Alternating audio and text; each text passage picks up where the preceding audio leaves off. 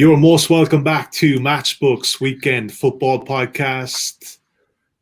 Good weekend last weekend, gentlemen. Joined as ever by Mr. Aidan Clarke and Mark O'Haire. A bounce-back weekend. We had 10 selections in total, 5 winners. One game was called off, but some good prices. And Mark O'Haire, Salah first goal of 4.5. Liverpool goal up. We had Liverpool as well. Thought quids in, but your best bet of the weekend, mate, Monaco and Lorient over 2.75. Great game there down in the south of France. Yeah, terrific game.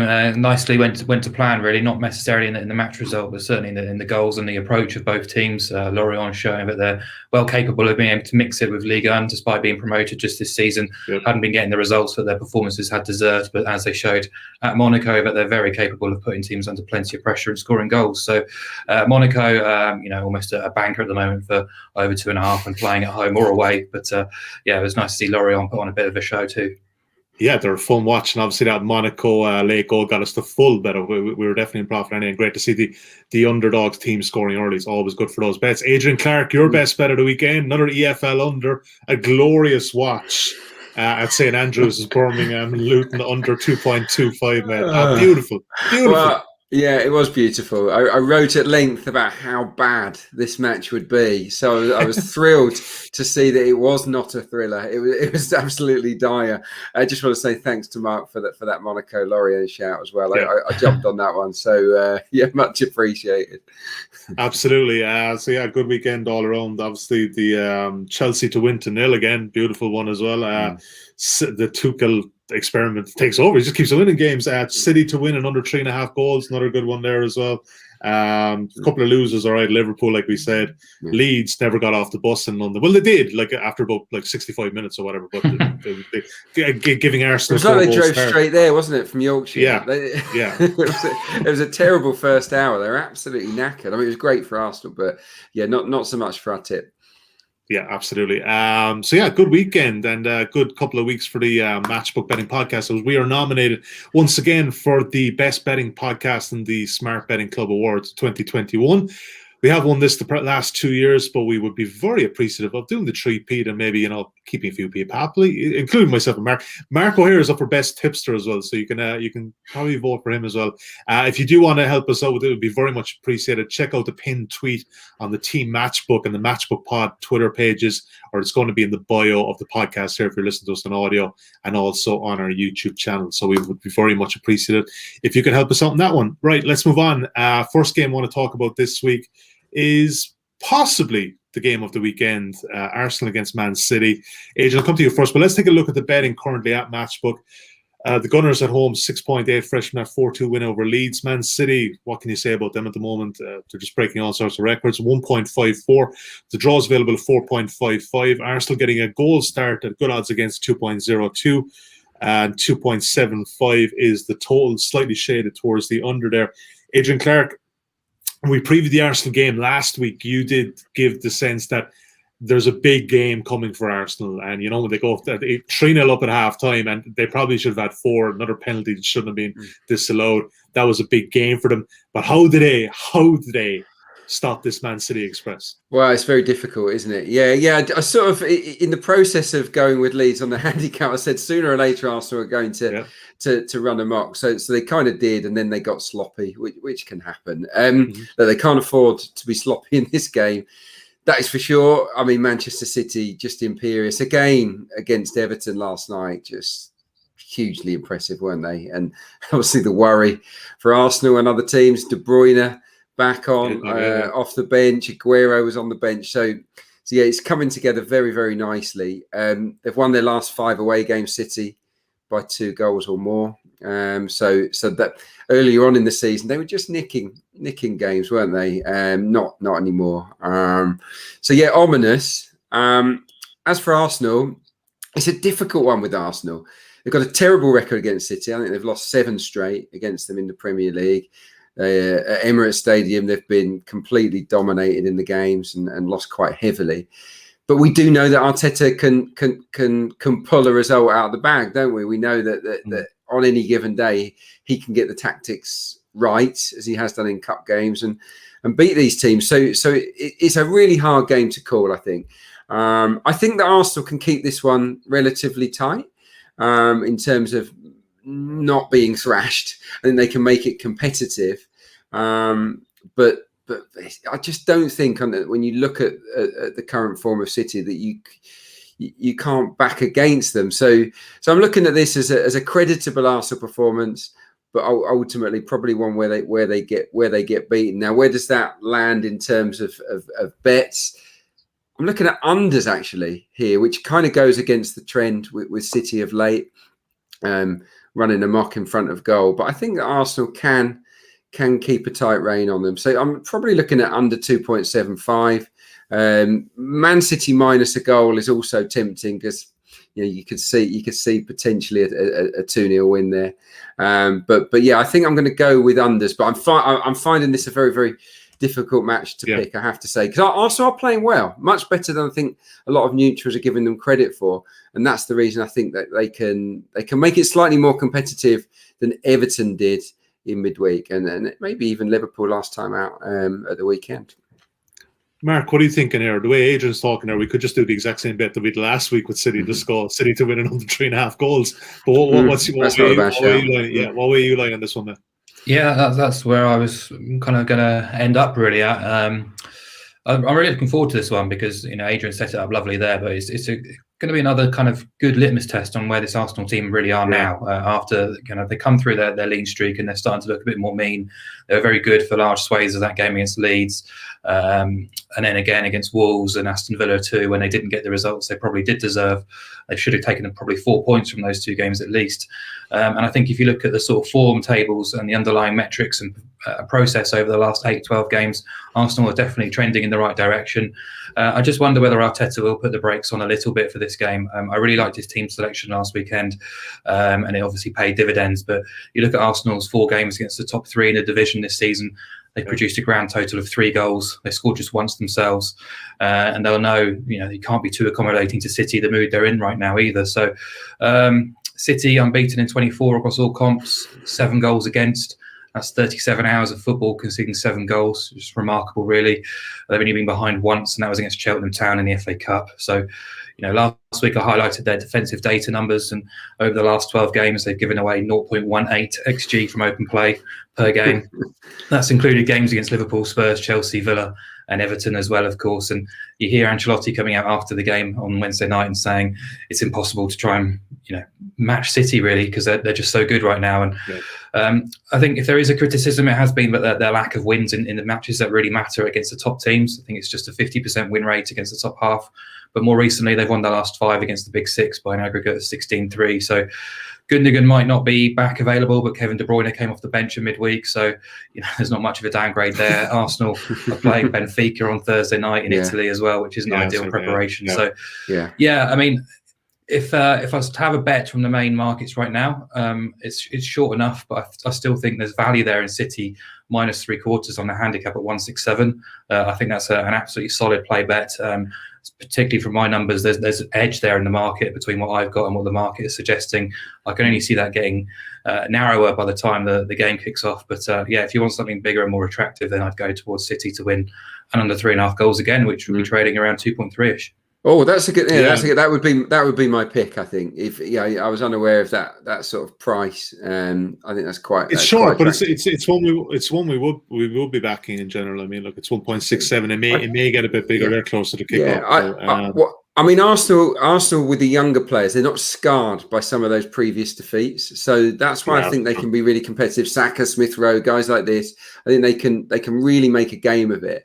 But ultimately, especially with the travel and the less days rest as well, I think that Arsenal will be looking to keep things tight. I think that will be the way Arteta will go. And that Arteta and Pep are tacticians.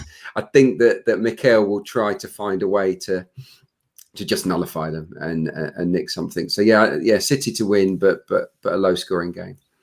Yeah. So as Mark said, they're minus 0.75, so that's half of your bet on minus a half a goal. So if they win by 1 goal, you get paid half of your stake, and if they land on just the 1 goal, you get the other half back. So you're getting a 50% return on that. What do you think, lads, regards selection there? So are we just going to lock in that one, Mark? Do you think, or do you want to take the bigger price around the 2.3, the same bet we did last week? I know most people will be put off by the sort of small price, so I'm happy to put the 2.3 up as City to win under 3.5 goals again. Yeah, I think that covers us in a way, and it gets a few more people involved at that price. Okay, let's move on. Merseyside derby. Mark, I'll come to you first for this, but I want to just take a look at the betting first of all at Matchbook. Come back, Liverpool, fresh from their win at Leipzig, or not, well, even in Budapest over Leipzig at the weekend, just under 1.51. Everton is 7.3. The draw is available at 4.65. Everton getting 1.25 goal start on the Asian handicap, just under 1.87, as you can see there on the screen. 3 is the total, shade towards the under. Mark O'Haire, I mean, look, you take a small sample size of that game last night, I think you'd be looking at backy Everton there, but then obviously City became City and did what they did. But what are you thinking here? It's hard to know what to make of Liverpool, because obviously, look, we backed them last week, and then that, the last 20 minutes happened, those 3 goals, and then they go to Leipzig, and it was a good performance. But then again, was that a lot of just Leipzig kind of, blowing a big one? What are you making of this one? Hard to figure out this Liverpool team currently.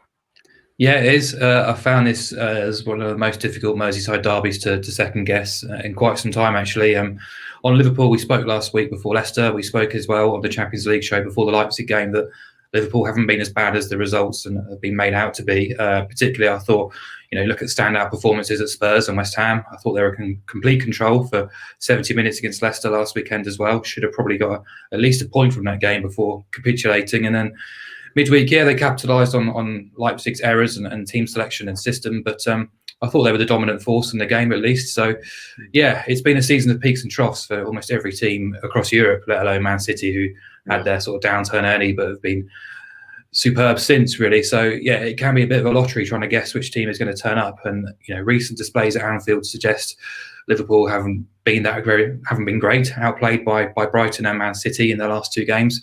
You look at the 3 games before that, and they managed just 1 goal against United, Burnley, and West Brom, all 3 of which kind of were happy to sit in and ask Liverpool to try and break them down, really. And I suspect that's what Everton are going to do. We've spoken about their shape-shifting this season, really. It's still been quite erratic, but despite the sort of positive performances away from Goodison, they were atrocious last week against Fulham. Didn't lay too many fingers on City in midweek either, but they were quite decent and quite exciting against United and Leeds in recent away games. So hard to figure them out too. But it's quite alarmed really when I looked at the last 8 in terms of performance data. They're ranking in bottom 4 for XG ratio, second bottom for open play XG ratio as well, and averaging fewer than 5 shots inside the penalty area, which doesn't really fill you with too much confidence either. So team news could be key. James was only fit enough for the bench. Calvert-Lewin missed out in midweek. Who's the other one? Allen was supposed to be back, but he wasn't playing either. So I'd like to see Everton's team before I make a real sort of judgment on them. But I do suspect they're going to try and sit back and try and grind something out here, because there is this mental block against Liverpool in Merseyside derbies, particularly at Anfield. The record is atrocious. But can Liverpool be trusted at short prices and big handicaps when Jordan Henderson's playing in centre-back and Thiago's looked a little bit overrun and the front 3 hasn't been supplied as they probably would do in the last 12 months or so. So, it's a difficult one to call. So I've ended up just taking under 3 goals at 1.85. I know the reverse game didn't go to trends in terms of a derby match between these 2 features. Was it 2-2 in the end? But it's just my kind of feeling about how Everton might approach this one. Try and batten down the hatches and pick something off on the break or set pieces. But it's not a particularly strong view. Yeah, it's not going to be your biggest bet of the weekend, but some things at all if you bet it at all. Aidan, what are you thinking of this one? It's very hard to like Mark said, it's very hard to get a read on either of these teams. Well, to be fair, it's hard to get a read on any team this season. Maybe outside of Man City currently. But what are you thinking? Yeah, the slight edge from Mark? I think so. Yeah, I think that's probably the play. He's right on Everton, because Everton, the basis of Everton's away form and best performances has been bravery. It's been really going toe to toe, good energy. Loved some of their recent performances, particularly at Leeds and at Old Trafford. But they've got this in their locker to just sit back and say, come on, 4 centre halves or whatnot, come and break us down. And let's be honest, that's the best policy against Liverpool at Anfield. Other teams have kind of proved that. So that's why I feel that low goals is probably the way. One thing that we haven't mentioned, Mark covered loads there, is Virgil van Dijk payback. Let me tell you, that will not have been forgotten. That challenge from Jordan Pickford on Virgil van Dijk. There will be unbelievable determination in that Liverpool dressing room to spank them. I'm telling you that now, because they would have been waiting months for this. That was a disgrace. Obviously they didn't. I'm not saying that it was premeditated or anything, but it was a horrendous challenge that went unpunished, and it's effectively killed Liverpool's season. So there'll be fierce determination. For me, the form book says that Everton plus a goal is the way to go here because of Everton's form, because of Liverpool not firing at Anfield. Obviously, they've lost 3 in a row there now. But there's just something that tells me Liverpool will turn up in this game. They'll back up what they did against Leipzig and win with a little bit to spare. I can see a 2-0, a 3-0 here for Liverpool. I fancy them. I know that we fancied them last week at Leicester, but other factors. And also the one thing I really noticed last night from Everton City, they were on their knees at the end. They were knackered. And City can do that to teams. They can absolutely wear you down. And those players were on their knees. And if Liverpool, with a little bit extra rest, come out of the blocks flying and really play with intensity, I think they can put Everton to bed. So I think Liverpool will win, but maybe the unders is the best play. We could also just do what we did in the City game and just go Liverpool to win another 3.5 goals. It's going to be very similar price because the way the market is, it's about 2.3 as well. I think that could be a fair enough one. Let's just roll it. I think because it does seem to correlate one way or the other. You on board with that, Mark? Yeah, for sure. I'd rather be with Liverpool than Everton for the reasons you outlined, as much as my own prep says. Yeah. All right, sounds good. Let's move on. Aidan Clarke, this is a game you picked. I left it up to you guys to make the decision on these latter 2 games. So West Ham and Tottenham is the game we're looking at next. But let's take a look at the betting first of all before I come to you, Adrian. And currently at Matchbook, you can back the Hammers at 2.73, Tottenham at 2.81, 3.4 is the draw. Draw no bet, obviously pretty even in the market here, given the 1x2 is pretty easy, even. West Ham you come back here at just under 1.94, Tottenham even money at 2.0. 2.5 is the total, slightly shaded towards the under. Right, Adrian Clarke, you picked it. Good game. I mean, look, it's a classic Premier League fixture for me. I've been to many of these games, and it's such a shame that the crowds aren't in. It's a rivalry. It's a rivalry that I think people outside of London don't always appreciate, but yeah, there's a lot of history in this fixture. There's been a lot of good games down the years. Obviously, earlier on this season, unbelievable, wasn't it? 3-0 up Spurs, and West Ham came back in style. West Ham will come into this feeling very, very confident. No doubt about that. I mean, Antonio's been missing, but Bowen and Lingard have come in up top and look really dangerous. And these, between those two and Antonio, I think they've got players that can cause, Tottenham problems in the game.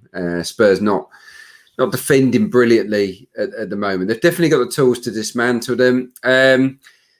Goals at London Stadium have been fairly regular. 62% of their home games have had over 2.5. I think that's 7 of 12.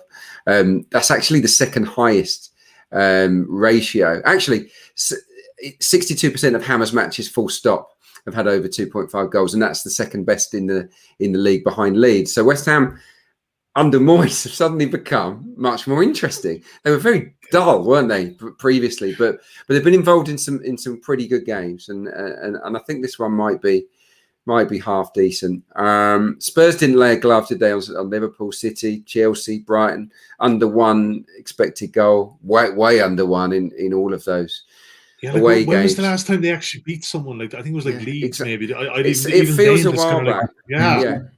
It feels a while back, but Son and Kane can't be underestimated, and I would fancy them to be a little bit better as an attacking force in this game. So where I'm going with this is that West Ham will be competitive. I think they'll cause Spurs problems, but Spurs for me are due a better attacking performance. And West Ham centre backs, even though they've got a good record this season, they don't convince me really long term. So I think both teams will score. I think a draw is probably where I'm most most heading here. I think 3.48 for the draw. Or I thought West you were Ham. going to go. I thought you were going to go over 2.5 goals. No, I probably was leaning. I was probably leaning that way, wasn't I? But yeah. which we could do. But I think it'll be a score draw. It's basically where I'm going. West Ham draw no bet. You can get involved in as well. 1.934.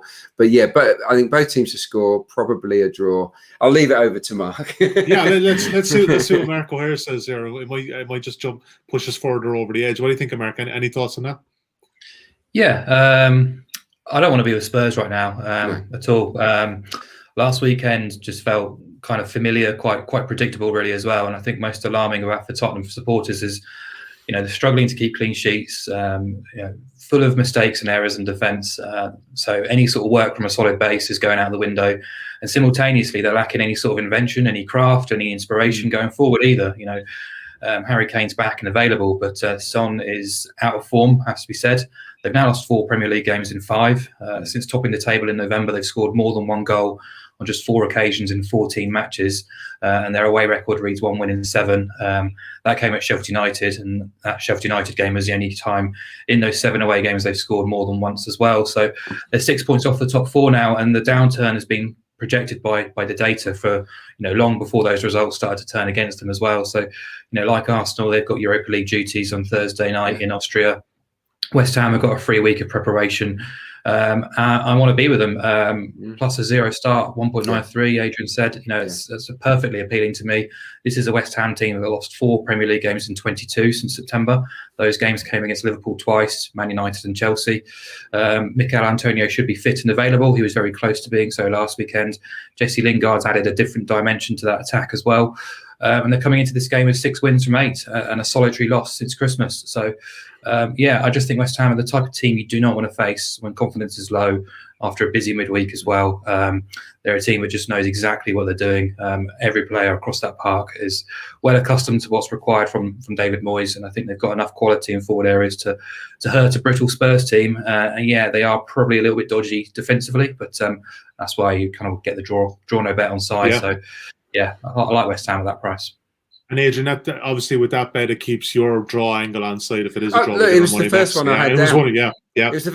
I had West Ham draw no bet as my number 1, but obviously I always like the price on the draw, especially if you kind of fancy the draw. But yeah, for me, West Ham are more likely to win the game than Spurs. For all the reasons we've both outlined. Spurs are brittle, but there's just that part of me that thinks with Kane back to fitness. Obviously, remember that FA Cup performance at Everton? That can't be dismissed. That was a lot more adventurous, and they obviously scored a lot of goals in the game. Ultimately, they lost, but I feel that Kane and Son have potential to click again for Spurs, and it wouldn't surprise me if they were better as an attacking force in the game. But will it be enough to win? I think we both agreed maybe not. Yeah, let's hope they don't click too much, and we'll take West Ham a draw no bet. Next game, Mark. This is Mark's selection here: Brighton Hove Albion versus Crystal Palace. It's okay, Mark. I know you picked this for a reason. We possibly won't watch it. 16th place, 14th. Brighton, you come back at just under 1.8. Oh, that's short, isn't it? Okay, Mark, tell me about that. Crystal Palace at 5.7. The draw is a 3.58. Crystal Palace getting 3/4 of goal start at just under 1.87. Total is a low enough one, not that surprising, at 2.25 and shaded towards the under at 1.89. Mark, Palace got a few injuries here or something that I'm missing? Or the prices have changed from the last time I looked, so that's for sure. Brighton have come in a lot. Yeah, Mark, what do you think? There's a lot of love for Brighton, and it's if you know the reasons why, it's kind of easy to see really, and numbers. Odds are compiled these days predominantly through performance data metrics, and Brighton are a team who have continued to punch well above their weight in that regard if the results haven't necessarily followed. And I can see many people, including you, shuddering at seeing them at odds on prices when they won, I think, one home Premier League game in 12 months or so. It doesn't make a whole heap of sense, but as I say, XG ratings project them as being 4th in the Premier League, remarkably, in terms of expected points, 14 points more than their actual tally. In terms of their XG output from an attacking sense, they're upper mid-table, whereas the reality is they're joint 14th, I think, for goals output. That's basically been their downfall, really, is converting chances. If they had an elite finisher, they'd be top half, without a doubt, because defensively they've been so sound. third for XG against, second for XG open play conceded, third for shots in the box conceded. And I think we saw the epitome really of their season last weekend against Aston Villa. The best and worst of them really. 26 shots, 9 on target, and drew 0-0 with Aston Villa despite being unbelievably dominant in that match. And my match simulations from that game, which kind of take into account all the shots, shot locations from the match, projected that Brighton win that game 92% of the time. It's played out in that manner. So it's kind of Brighton all over, really. But yeah, Palace do have a lot of injuries and they're still struggling for a bit of identity right now. But the most key absentee is Wilfried Zaha. They've just been disastrous without him for too long now. A 3-0 defeat to Burnley is unacceptable. A no-show at Leeds beforehand, unacceptable. They offered nothing in attack in both matches. They've now lost 18 of 20 games when Zaha has been missing, and they failed to score in 16 of those. I know Hodgson tried to sort of mix things up a little bit last weekend. He brought Benteke and Batshuayi back in to start up front in a 4-4-2 with Ayew and Eze on the wings, but neither Benteke nor Batshuayi impressed again. And they just look like a team who are ailing towards the end of the season, really, with a manager out of contract and many players as well with futures up in the air too. So they have got injuries at the back. They look very, very vulnerable right now too. But Brighton don't score enough goals, just 11 in 12 home games this season. The bonus really, as I said, is their defence. 5 clean sheets and 6 for them at the moment. And 10 of the last 12 have gone unders. So I can see why under 2.25 really is probably quite appealing at 1.88. This is it's not a derby, it's a rivalry. These two teams do hate each other and they tend to be reasonably cagey affairs. But for something bigger, Brighton to win to 0 is 2.88. Which is an appealing play. It's landed in 3 of their last 6 unbeaten games, and they're unfortunate to lose 1-0 to City as well not so long ago either. So they're a team trending in the right direction. Yes, their home price to win in the 1x2 is too short, but there are ways in which you can get them on side in a low-scoring game, I think. I like that, yeah. And in fairness, you did make some very good points there regarding about their expected output and everything. Adrian, what are you thinking with this one, Mark? Yeah. Mark made a pretty good case there that it probably will be low scoring. It's hard to even see maybe a Palace victory here. Yeah, I was glad Mark picked this because I did some analysis for the column I write for the Premier League on Brighton. So I dug a little bit deeper, and all the metrics that Mark listed there are bang on.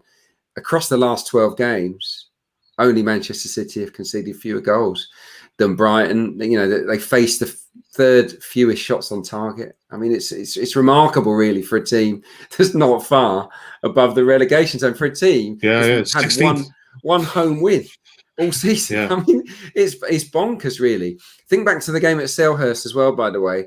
20 shots Brighton had to Palace's 1. And that was on target from the penalty spot, Zaha. And they drew the game 1 apiece. Again, Brighton in a nutshell. Sooner or later, I think it will change. I've quite liked the look of them going forward. I think Mopé's looked sharper lately.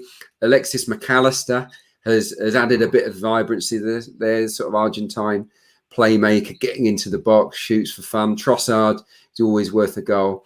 I just think with Zaha out and other injury issues and confidence very low, might be the game for Brighton to cut loose a little bit. So I wouldn't be surprised if it went over on the goals personally. But for me, Brighton to win to 0 is absolutely the bet here.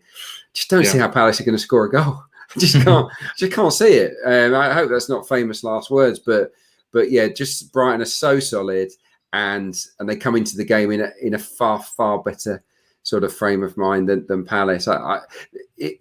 I've got best bet down as an EFL pick, but my best from the Premier League would definitely be Brighton. All right, Brighton to win to 0, and that's a Monday night game. And just like a Monday night game last week, the guys selected Chelsea to win to 0. So hopefully that'll be in the stars for us. Okay, maybe let's just do a quick recap of what we have so far. So we have Manchester City to win and under 3.5 goals, Liverpool to win and under 3.5 goals, West Ham plus 0.0, which is drawn on bet at 1.94. And obviously Brighton to win to 0 is the guys bet for that one on the Monday night. If you are looking at some of these prices on Matchbook and you're thinking, especially with the Asian handicaps, obviously there's a good deal to be getting involved with it. Not necessarily you get at sports books. And if you haven't got a Matchbook account today, you can sign up for one today at matchbook.com. And if your first bet is 10 quid or more at odds of 2.0, even money or more, your next bet thereafter will be matched for another 10 quid. So please do gamble responsibly. That's for new customers only. And of course, 18s plus. Okay, EFL. Aidan Clarke. What are we looking at this weekend, mate? You had 2 picks up on insights last week. One game was called off, but you had another winner. So that's winner number 21 of the season for you there. But what are you thinking of this weekend, man? There's a few games that appeared, actually. I've got my first pick is in League One. Let's hope they're on. I've been so many cancellations lately. I like Plymouth to win at Rochdale. Rochdale, we spoke about in last week's column. Very exciting team under Barry Murphy, but not the best at home. 1 home win from 14 for Rochdale this season. They're averaging at least 2 goals against, actually over 2 goals against in home games this season. Rochdale, so not great. Plymouth have hit a lovely run. 5 wins, 3 draws from the last 8. Definitely one of the form sides. Their away forms picked up massively. They recently won at Sunderland. They won at Accrington. 2 obviously tough road trips. Much better at the back than they were, and that's important when you play Rochdale because they're pretty lively going forwards. And Plymouth have got one of the best young players in the division in Luke Jeffcott. He's got 16 goals. Keep your eye on him. He'll be a player that's definitely playing at least championship level from next season, I think. So yeah, Plymouth to win at Rochdale.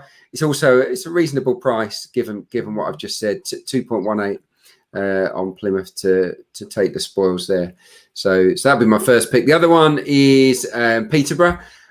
Peterborough always good value in terms of entertainment and I think goals angles. They play AFC Wimbledon at home. 69% of posh home games have gone over 2.5, which is the second highest. All their strikers are in great form. Dembele, Clark Harris, Smodics, these guys. And 7 of their 8 home games against bottom half sides, and AFC Wimbledon are very much in the bottom half, have had at least 3 goals. So they've been involved in exciting games, normally on the right side of those. Yeah. Wimbledon, young team, got a new coach he was the youth manager, actually, Mark Robinson.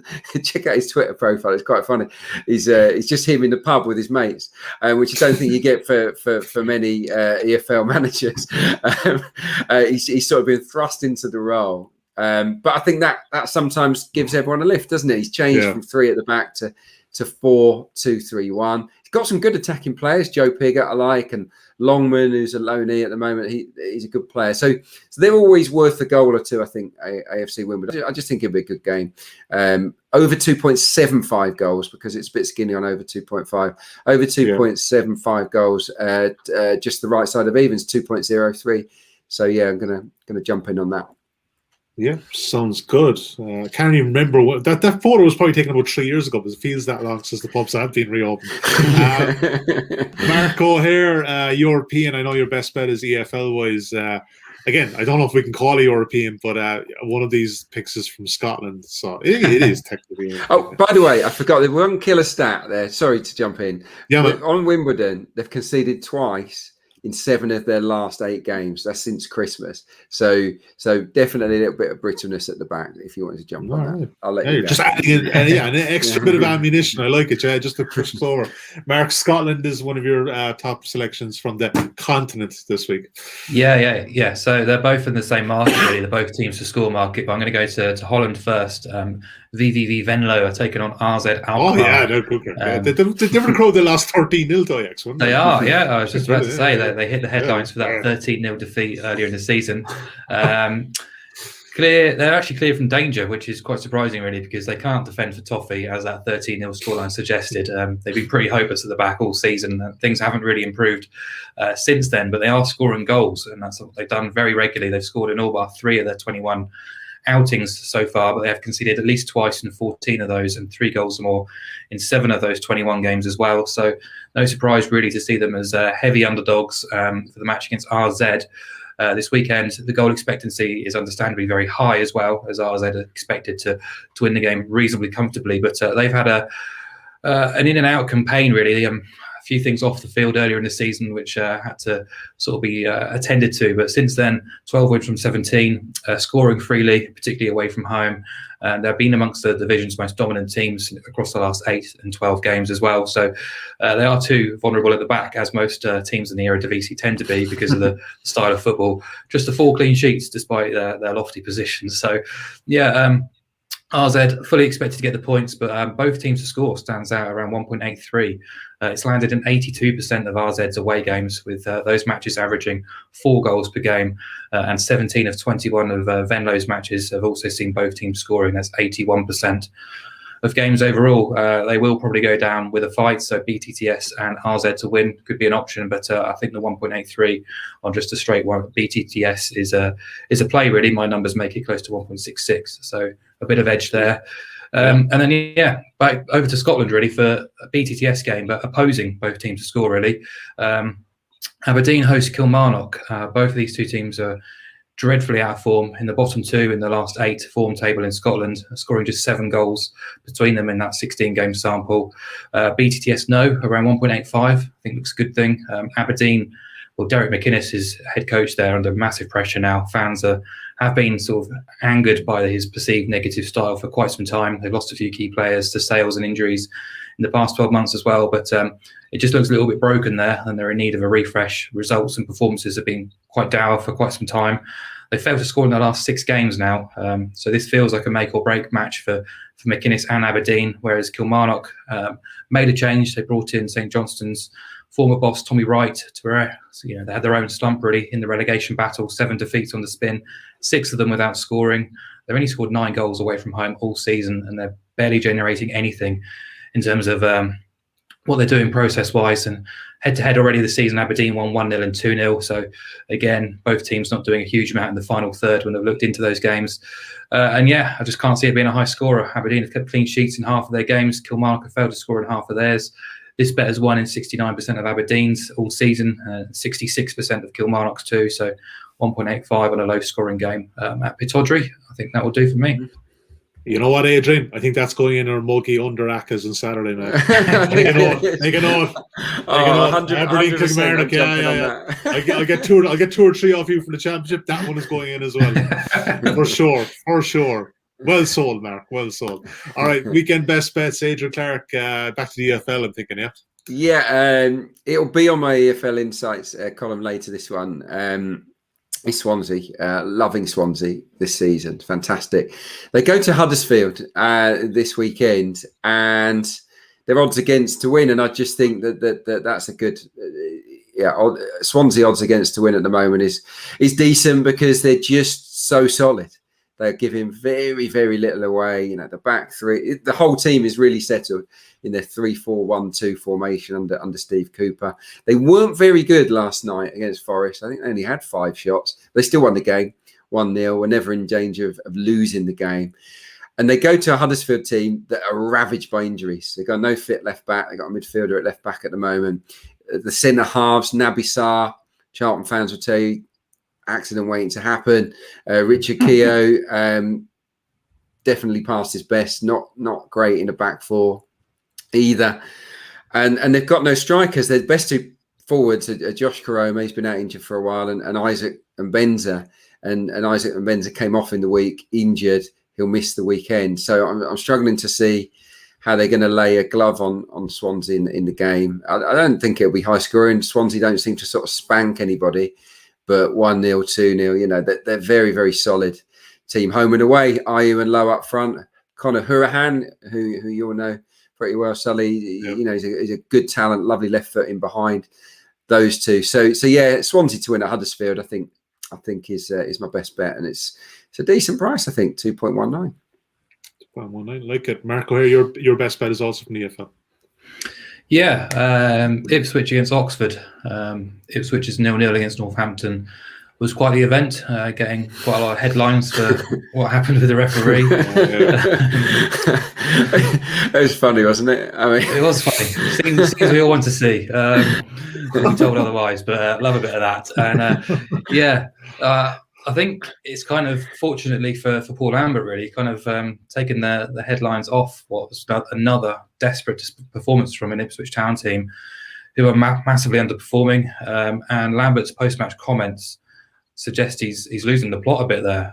He almost tried to alleviate himself from blame of the current situation, which isn't ideal. I know the club have, the decision to give him a 5-year contract just looks ludicrous. Did at the time and still does, but there we are. And obviously they go into this game now with Flynn Downs suspended from his red card in midweek as well. But they're 4 points off the playoff positions, averaging 1.2 points over their last 20 games.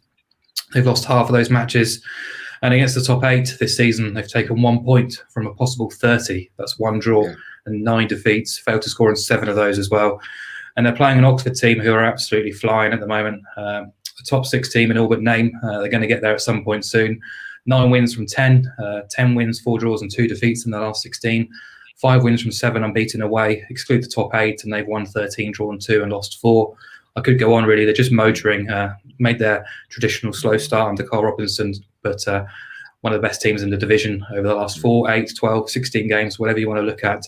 Their process has been as good as Lincoln's, who have been sort of the leaders in terms of underlying data for quite some time now in League One. But Oxford are certainly there to try and take that mantle off their hands. And you can get Oxford on side. It was 2.4. It's been chipped into 2.3, where the market is at the moment. So I think the away win for Oxford certainly stands out. If you can get 1.7 or above plus 0 on the Asian handicap, would be a fantastic play. But Oxford to win away at Ipswich. Yeah, no, 100% agree on it. Yeah, you can't argue with that data. The only thing is that they lost in the semi-final, didn't they? The Papa Johns to Tranmere. It's how they respond to that, and knowing Carl Robinson and the way he manages, I think it could even play into the Bets' favour, because you'd expect a reaction there, a positive one. So yeah, good shout. All right, good looks there, guys, and lots to get stuck into for the weekend ahead. Mark, Adrian, thanks so much, very much appreciated. We'll be back again